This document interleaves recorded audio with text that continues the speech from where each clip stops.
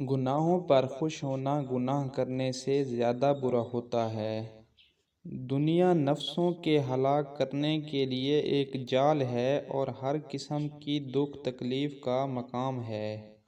سب سے پہلی حکمت لذات کو چھوڑنا اور آخرین دانائی فانی چیزوں کو دشمن سمجھنا ہے۔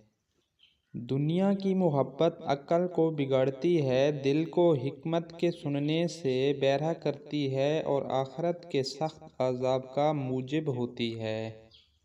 میرا مرید چاہے کتنا بھی گناہ گار ہو، وہ اس وقت تک نہیں مرے گا جب تک وہ توبہ نہ کر لے۔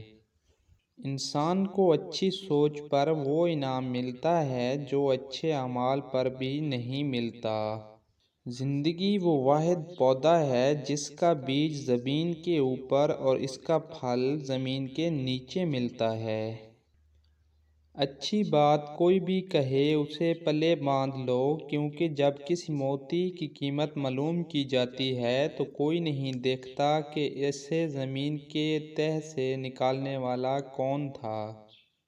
جسمانی امراض پرہیز سے جاتے ہیں اور روحانی امراض پرہیزگاری سے جاتے ہیں۔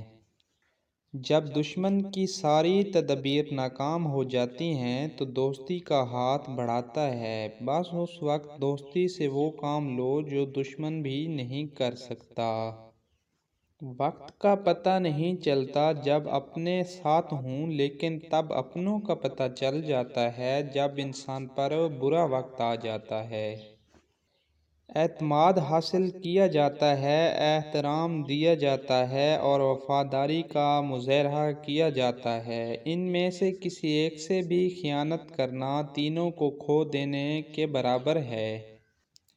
آگے بڑھو، یہ صرف ماضی کا ایک باب ہے، لیکن کتاب کو بند نہ کرو بلکہ صرف صفحہ پلٹیں۔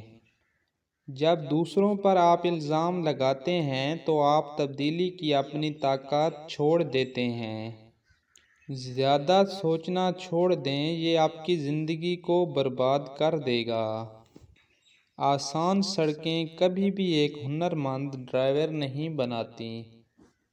کسی دن دھوکہ دینے والے تجربہ کریں گے کہ دھوکہ دینے سے کتنی تکلیف ہوتی ہے۔